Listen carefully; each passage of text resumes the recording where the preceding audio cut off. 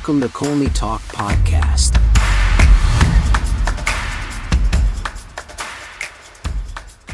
Hello everyone, hope you're doing well. Welcome back to another episode of Colney Talk Podcast, a bite-sized show. I'm your host, Alex. First-time guest, happy to have you here. And to my returning listeners, thanks for joining me. On this bite-sized show, I talk a bit about the Arsenal game and then pick out my top 3 Arsenal players who I think were great in the game and one player I consider the odd one who just had a poor game or not good enough, who just needs to be called out. Arsenal hosted West Ham at the Emirates after Christmas. Hoping you all had a wonderful time with family and friends. Arsenal without Havertz from a suspension with the accumulation of yellow cards, it would be telling if an element of our technical quality will be sorely missed. Keyword being sorely missed here. Well, from a 2-0 defeat, we were severely hard done by a lack of execution and attack in front of goal. To be fair, it wasn't from lack of trying, but simple execution, overly complication to score, and lack of grit. With a 2.68 XG for Arsenal and 1.48 XG for West Ham, credit to Squawka Stats, it was a flip turn of events. It all started with brilliant play from Arsenal residing in West Ham's final third early in the game. We see that encouraging drive that Arsenal has when games usually start. Odegaard gliding in tight areas to keep the attempts up was a really good promising start. I felt like he sniffed blood and this was his game, that he was really going to thrive, which he did. But as he continued to do all that to keep the attempts up and promising start, we then lose the ball, run down in our own defensive third, and in a sudden turn of events, West Ham score from a poorly defensive structure. It was a crowd killer for the game for me, at least seeing that. It was a strange twist of events. Was the ball out? How could we be so sure? What was everything leading up to that and the VAR and all the questions around that? But I'm not going to waste time on that. Arsenal struggled with death of 1,000 touches in West Ham's box. I mean, it was so disappointing there. Granted, Arsenal had to deal with West Ham's low block stacking up in their box, defending really well. We just had good steady entry in and around the edge of the box, but it certainly was harder with a lot of traffic in West Ham's box. As the game went on, nothing noteworthy happened. We didn't have so much of a problem driving to the final third, moving the ball around, getting into the box, the ball being fed to Martinelli and Saka a lot, and just not getting some real connection. It's not easy, and I'm not speaking from a place where I expect it to be that easy, but they were so brilliant in getting all the way up into the box, but then it wasn't that same kind of sequence of play and connection with each player when they try to do something to execute a shot. Block shots, I get that.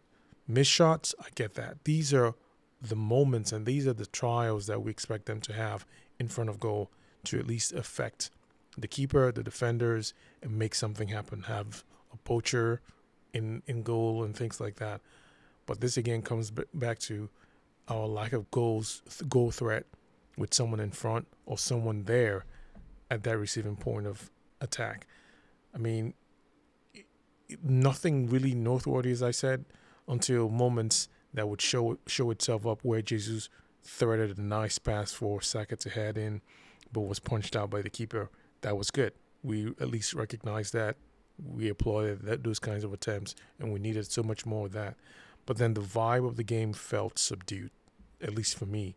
It was intricate patterns of play, and there was one wonderfully orchestrated play from Jesus to Odegaard to Saka, back to Martinelli, but couldn't get his feet wrapped around to get his shot out, and that was just wide off. Again, I applaud those moments. We know that these are not just easy chances that they would have, but this also requires those killer shots, killer scores, killer finishes that we have these quality players to do. Arsenal moved the ball without much resistance, as I said. but nothing clicking in the box. It was, again, a hesitation too long for defensive clearance because West Ham were really stacked up defensively. They knew what they were up against. So 1 second to really make a decision to do something, the ball was getting cleared. And you kind of expect that. A saved shot by the post, last pass missed. I mean, that was just very, very, very frustrating. But for the team, and we could tell that in the build phase moments, Zinchenko, I mean, there were just some very nervy moments from him. All I'm going to say is you take the good with the bad. He's a great player. I like him.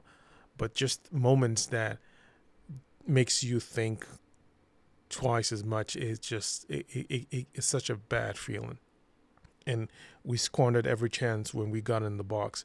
Simply frustrating. And it kept mounting up.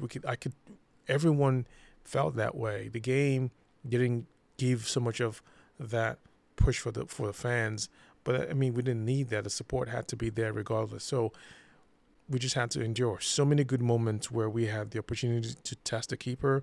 We didn't really do so many of that. So many opportunities where we had to test the keeper. We didn't have a lot of that. And then we do as much we can, and then we lose the link up in around the moments that it was needed. 9 shots to West Ham's 3 shots in the first half. That was a telling drive that Arsenal had to really do something, and it was well noteworthy that Arsenal team really pressed a lot, put their imprint to really score, but it just wasn't clicking. We pushed in a number of moments, but the big if moments, it was just nothing was working in the first half.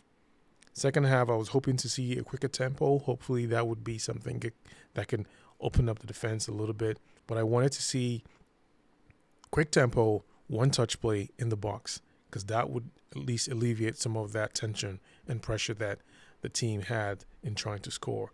Martinelli, a threat on the ball as always, but he wasn't sharp in the slightest bit in this game. Arsenal looked tired on the multiple chances we had and the chances that we tried to create. And then from one chance for West Ham, from that corner, goal. Just like that.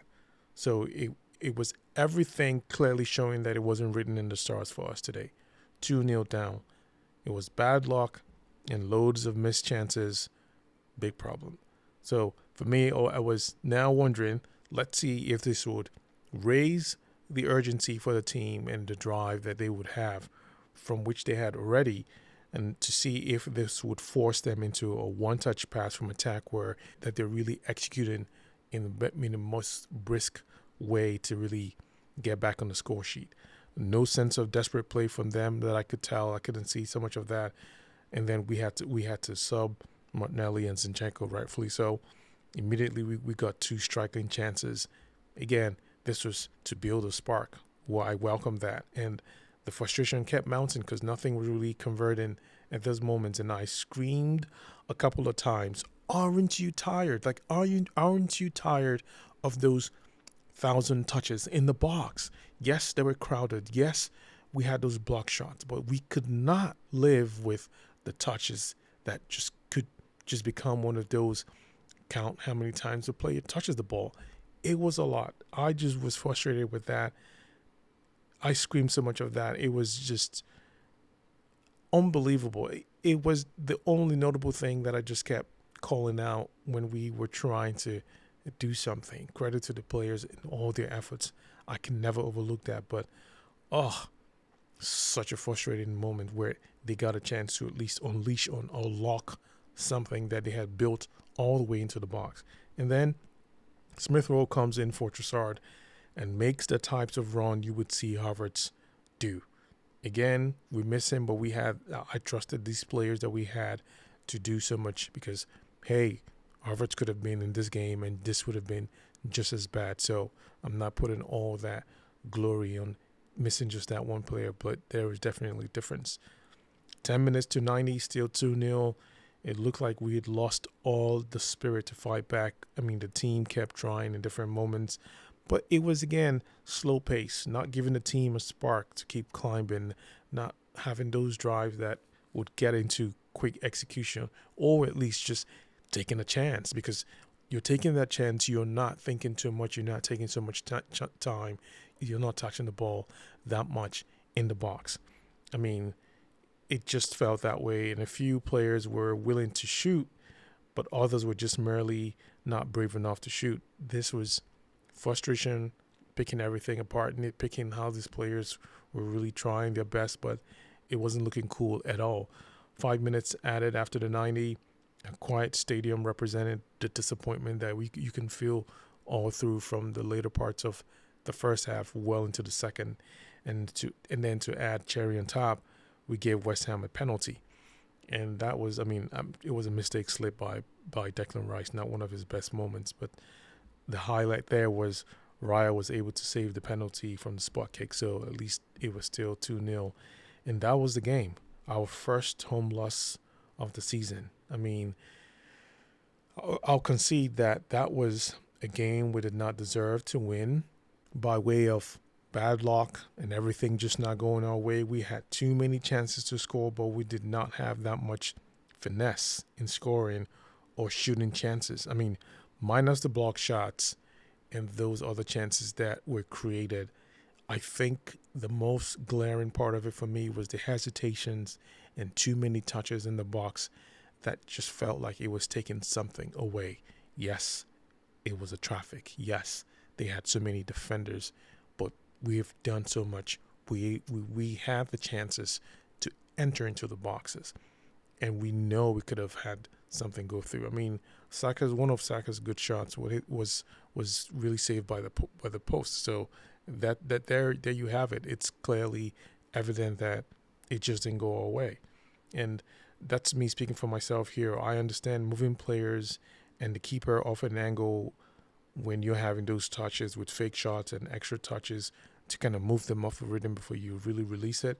But for some reason, it just was not working for us. And our front players, the touch on the ball was just one pass too many times and almost felt predictable in nature in terms of that creativity for me. And I'm sorry, it was just a poor look for this Arsenal team.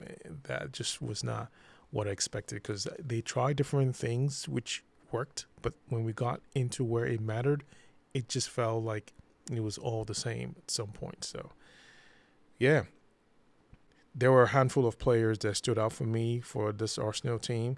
First player, Odegaard, he was the brightest from the first half, getting the players involved in the box. He had his own share of bad moments with 1,000 touches and losing the ball a bit more than I would have tolerated. But I can't deny he was one of the better performances in the game, and how he kept getting these players connected, especially Saka and Jesus. But, Jesus had his back to goal a lot of times, and he really counted on the others to really release a shot. But there was just this dependency on some of the other players taking on, but I didn't see that bravery. Second player, Jesus.